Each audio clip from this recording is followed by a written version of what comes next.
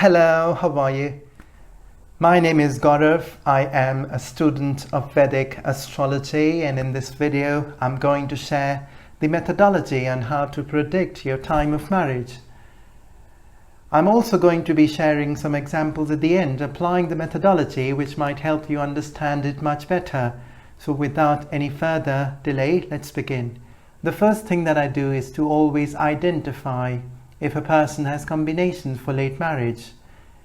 The main combinations for late marriage are related to Saturn. If you have Saturn placed in the first house, the fifth house, the seventh or the 10th, then these are very strong placements which indicate late marriage.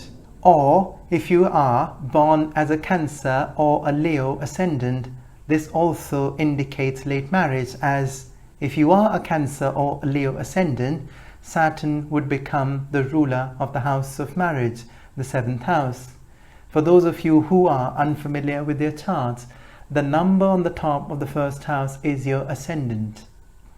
Now coming back to Saturn's placement in your chart, irrespective of your ascendant, if Saturn is placed in the 1st, 5th or the 10th house, Saturn would have an aspect on the house of marriage and therefore would create some delay for different reasons. If Saturn is there in the 10th house, the reason for late marriage would be one's career. The person feels, hey, my career is not yet built, how can I think of getting married? And the person might have to toil very hard to find the right person, as Saturn would be placed 10 places away from the house of marriage. If Saturn is in the 5th house, the reasons for late marriage could be that the person was meant to shoulder the responsibility of parenthood late in life. So naturally, if a person is meant to have a child and have a family late in life, the person would also be married late.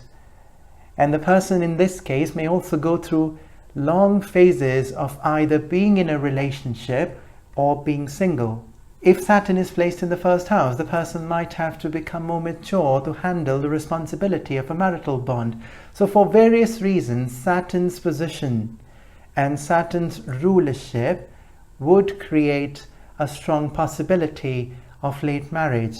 Now if we calculate the probability of Saturn's influence over the house of marriage, if we start with the ascendants, the probability would be 2 by 12.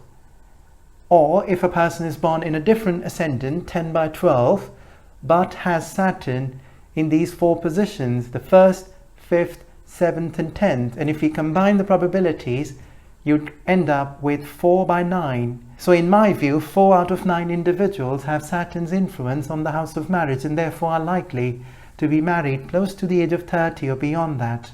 Now, I understand for the ones who are in the early 20s who discover combinations for late marriage, this can be very disappointing. I have something to share with you. A quotation from the Bhagavad Gita which says, "That which seems like poison at first, but seems like nectar at the end, is happiness in the mode of goodness." What this quotation is suggesting is that the process of marriage, the delay in the process of marriage that you're currently experiencing, might seem like poison to you at the beginning, but when you do find the right person, when you get married for the right reasons, when you respect the timelines, all of this might seem like a blessing in disguise. Now there are some other combinations for late marriage too, which I would classify as contributing factors. The main combinations I've already shared, which are you being born as a Cancer or a Leo ascendant, or Saturn being placed either in the 1st, 5th, 7th or 10th. The other combinations are Saturn as the Darakarak, the planet in your birth chart occupying the lowest degree value is the Darakarak, and if that happens to be Saturn, in my view, this also is a combination for late marriage. Just like we've studied the main chart, we should also study the Navamsha chart. If you are born as a Cancer or a Leo ascendant in the Navamsha chart too, this again in my view is a contributing factor, a contributing combination which indicates late marriage. If Saturn is placed in the 7th house in the Navamsha chart, this I would again classify as a combination for late marriage. Now let's stay with Saturn. If Saturn is in conjunction with the ruler of the house of marriage, if they are together in the main chart or in the same Navamsha, in the same sign in the Navamsha chart, the D9 chart, this again is a combination for late marriage. Saturn in conjunction with Venus similarly, or Saturn and Venus together in the Navamsha are further Saturn related combinations for late marriage. So I have divided Saturn related combinations into main and contributing combinations, and I hope you're able to see the distinction. Now, Ketu is another planet which can create delay as far as marriage is concerned. If Ketu is placed in the 7th house in the main chart or in the Navamsha chart, the person also is likely to be married very late. If Saturn's influence is there on the house of marriage, the reason for late marriage could be that in one's past lives, I know it's mythology, but my view is in one's past life, the person did not value companionship and partnership, and therefore in this life, the person has to work really hard to find the right person. When Ketu is involved, the person was very involved in one's marriage and family, that the person was so involved that in this life the person is given an opportunity to build one's individuality. And therefore when Ketu is found in the 7th house, I would recommend you first prioritize your career, build your personality, travel the world, and once you feel that you have fulfilled your purpose as far as your career is concerned, your personality is concerned, you feel satisfied with the growth that you've had in life, and you feel that you are financially independent, perhaps that would be a better time for you to consider marriage. When Ketu is found in the 7th house in the person's chart, the person may keep running into circumstances which keep moving that person away from a serious relationship, or the person oneself might feel very detached from the idea of marriage. I understand Ketu's position in the 7th house is a difficult position for the one who's looking to be married. Having said that, if Ketu is in the 7th, then Rahu goes in the 1st house. That to me is an indication that the person can achieve extraordinary things in life. Every cloud is a silver lining, so you should not only look at what you are missing in life, but also be very grateful for the things you have been able to accomplish. Now these are all the combinations related to late marriage in my view. They were mainly linked with Saturn, and there were a few combinations related to Ketu too. Now let's now study the methodology on how to predict the time of marriage. What we have done so far is seen if a person has combinations for late marriage, as by doing so we can then narrow down the time phase as to when this person would be married. If a person has combinations for late marriage, naturally we should look at time phases around the age of 30 and beyond that. If not, then naturally we'd look at mid to early 20s. Now what is the methodology? I start from the Dashas. The Dashas are supreme. Now if you click on the right button next to your birth chart, you'll eventually land on the table called planetary time period, which are also known as the Dashas. Planetary time period 1 is the Mahadasha, 2 is the Antar Dashas, 3 is the Antar Dashas. Now at the time of birth, your moon's nakshatra and nakshatra's ruler would determine under which Mahadasha were you born in. For example, for this person, she at the time of birth had moon in the nakshatra of Dhanishta. Dhanishta's planetary ruler is Mars, and therefore she was born under Mars's Mahadasha. You don't need to worry about the calculations, they have already been done for you. However, if you like to understand the theoretical information behind planetary time periods, you can search for the article on the blog on Vimshatri Dasha system or planetary time periods. Now what you should do is to identify change of Mahadasha. A change of Mahadasha in your 20s or 30s would indicate a change in your life circumstances, which could be the time when you'd be married. This is the easiest way to identify when in the future you're likely to be married. Every Mahadasha would last anywhere between 6 to 20 years. So it's a long phase.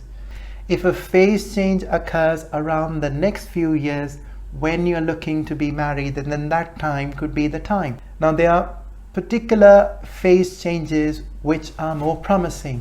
If a person is moving from Ketu's Mahadasha to Venus's Mahadasha, or if a person is moving from Rahu's Mahadasha to Jupiter's Mahadasha, these two phase changes in particular signify change in one's personal life circumstances. As Venus firstly is a natural significant factor of relationships and marriage, then you'd assume that from Ketu to Venus would indicate the person moving into developing one's personal life. Similarly, Jupiter's introduction is an indication of fulfillment of one's desires, particularly in the case of women, as Jupiter signifies a life partner. So from Rahu to Jupiter in the case of women is a strong indication as the time frame around which the person is likely to be married. That's the easiest way, and I'll clarify this methodology in the examples I'm going to take a bit later. Now, if you do not find a phase change in the near future, in that case naturally you'll have to look at the Antar Dashas. When you're studying the Antar Dasha under the Mahadasha, study the role of the Antar Dasha planet in your chart. Study in which house, in which sign, in which nakshatra is it sitting in your chart. Is it forming a connection there with the house of marriage, the 7th house? Is it aspecting the 7th house? Is it in conjunction with the 7th house ruler, either in the main, or is it placed together with the 7th house ruler in the Navamsha chart? Now, I understand this can be fairly complex for the ones who are unfamiliar with their charts. So two things can be done about it. One, I have posted a video on how to read a birth chart, which might be helpful for you to build some basics. And secondly, the examples I'm going to share in this video might also help you grasp the concept. So the Antar Dasha planet has to be studied, and it has to be studied if it's linked to the house of marriage. As a basic rule, what you can do is to identify if the Antar Dasha planet is the ruler of the house of marriage. It's very easy to identify on the Dasha. You'd see a number 7 next to it if it is ruling the 7th house. If the Antar Dasha planet is Venus or is Jupiter, those are promising Antar Dashas as to when this person can be married. Naturally, you look at Antar Dashas at a time phase probable for you for marriage. If you find an Antar Dasha Venus in your early 20s, but you have combinations for late marriage, naturally you should be looking at combinations after the age of 30 in that scenario. Now, the third and the final thing that I study in the Dasha table is to find the relationship the Antar Dasha planet has with the Mahadasha planet. Is the Antar Dasha planet placed 7 places or 11 places away from the Mahadasha planet, then that also is a strong indication that this can create the probability of marriage. Now, before I move on to the transits, I have also identified Rahu's Mahadasha and Venus's Antar Dasha, or Venus's Mahadasha and Rahu's Antar Dasha is a very promising phase for marriage, as the nature of Rahu and Venus is to fulfill our desires. Now I start studying the transits. Once I've identified the Mahadasha and the Antar Dasha phase which can be probable for a person for marriage, I then study the transits. You can pull out the transits for any 10-year phase, and you'll find for every day planetary positions.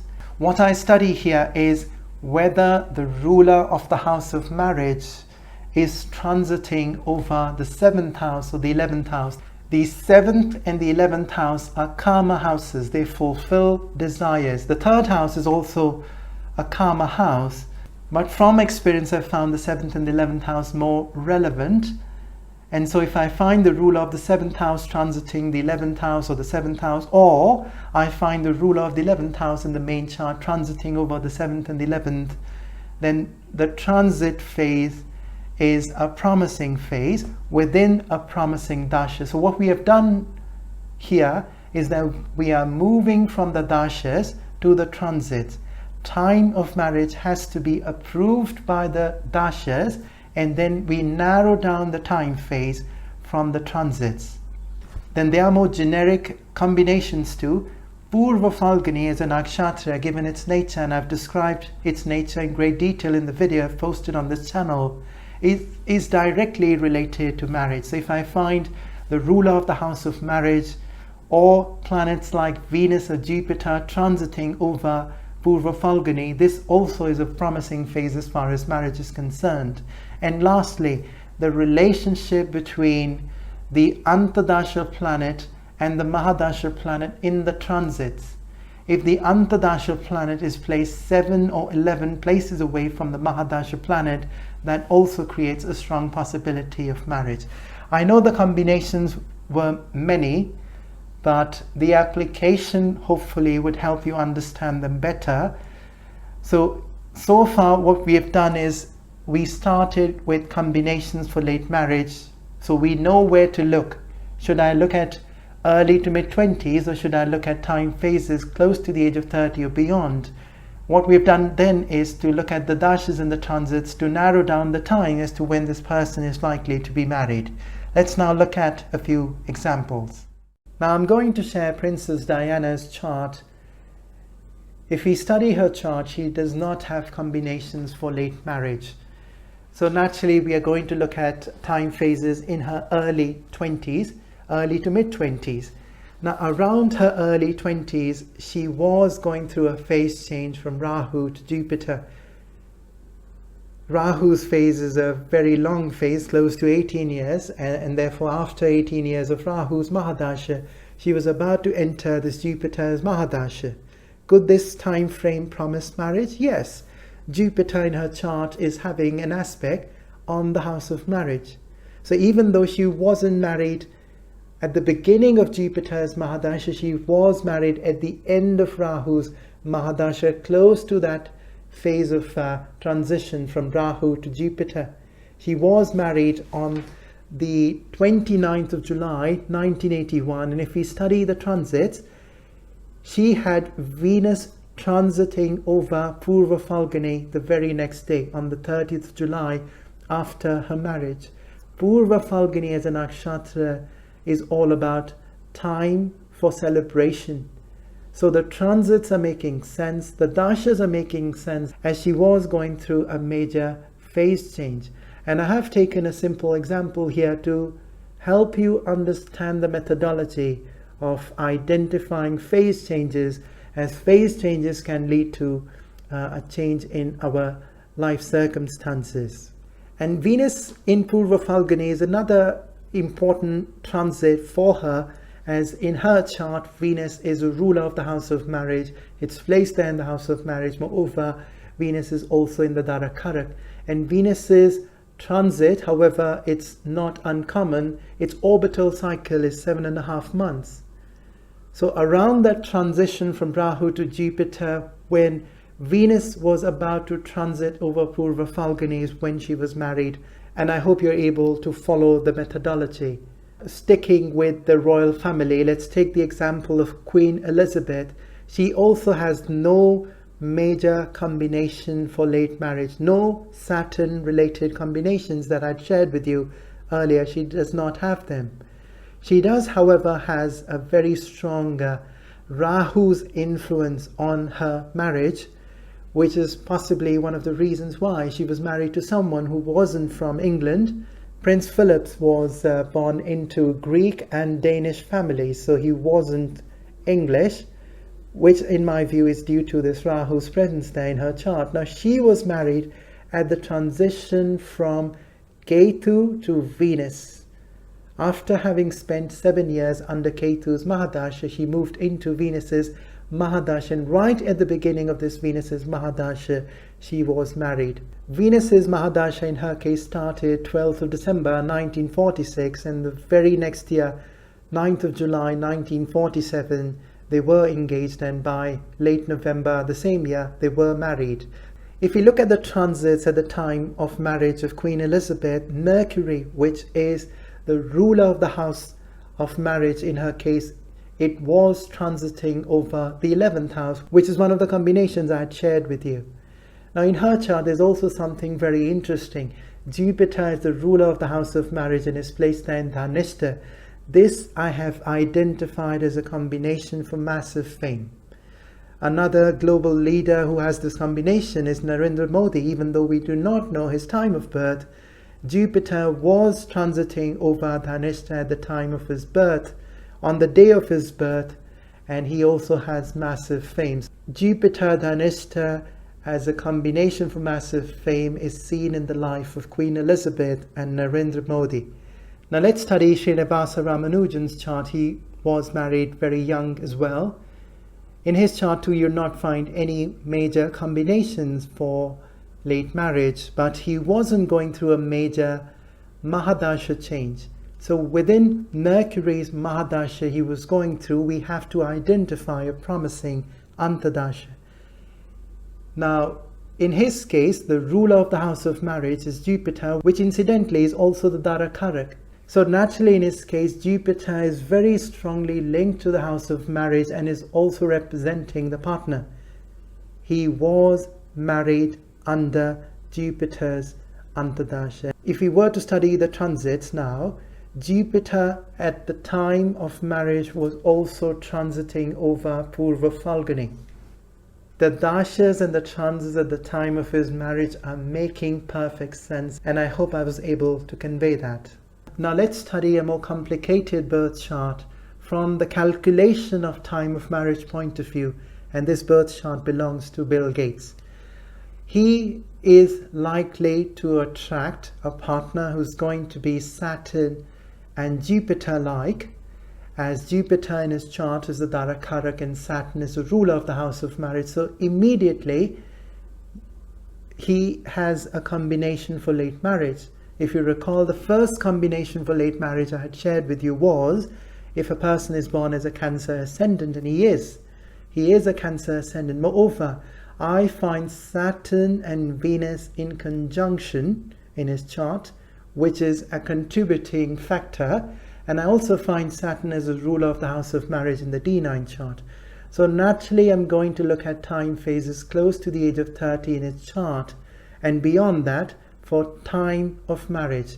I would be studying the Antar Dashas of Saturn, Jupiter and Venus.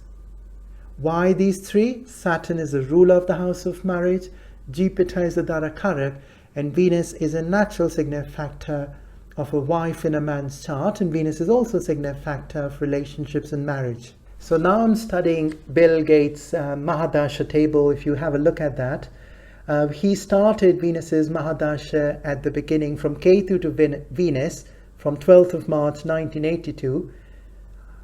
This could have created the possibility of marriage. However, since he has many combinations for late marriage, it might still be early for him. Under Venus's Mahadasha, I'll also look at, I would not look at Venus and Sun, as I do not find Sun linked to his marriage related house. Neither would I look at Venus and Moon. Neither would I look at Venus and Mars, which might be more linked to his career, as Mars in his chart is the ruler of his career house. I would look at Venus and Rahu very closely. As I pointed out to you, I have found out Venus and Rahu as a combination which can fulfill our desire to be married.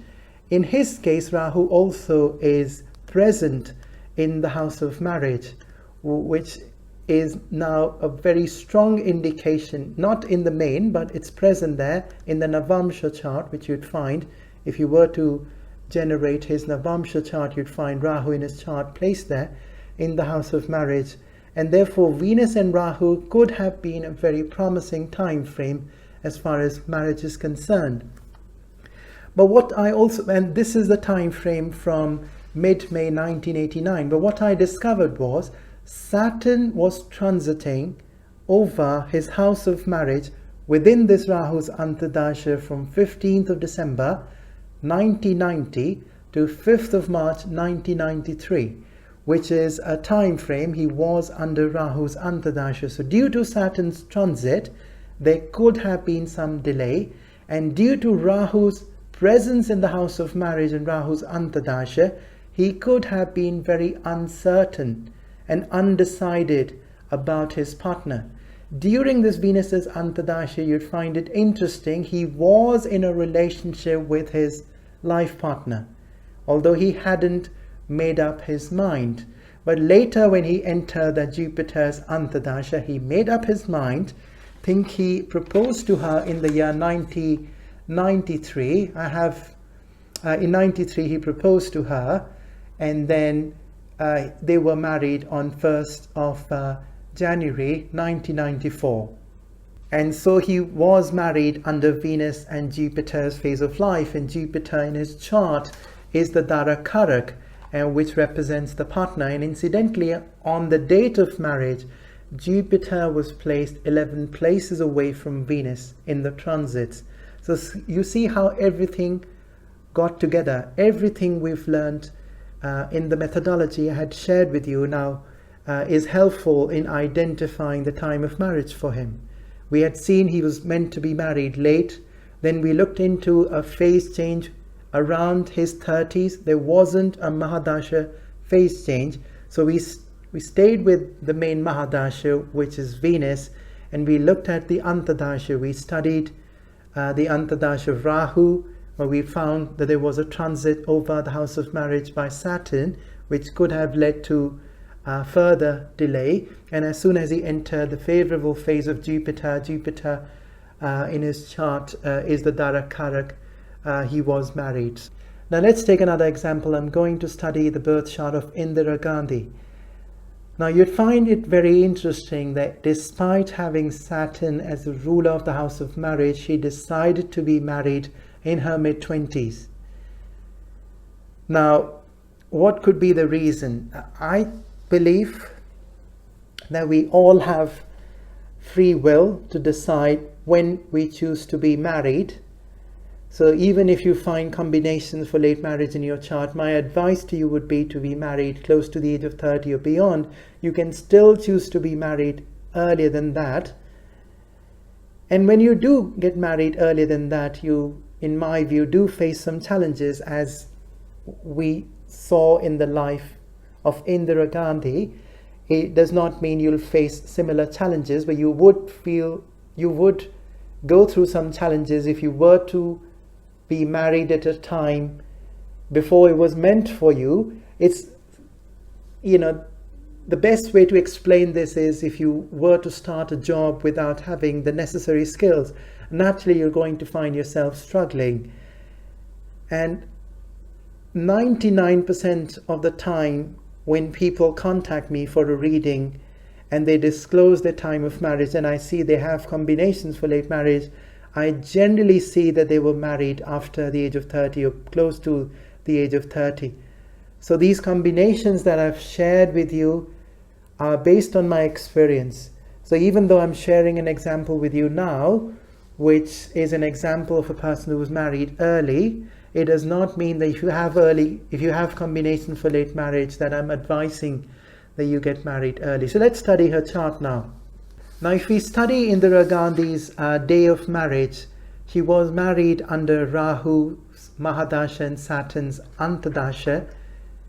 Now, Saturn being the ruler of the house of marriage, a person is likely to have an active personal life during the Antardasha of the ruler of the house of marriage, even if the Antardasha is Saturn. But active personal life under Saturn could have meant that her personal life may not have been very easy.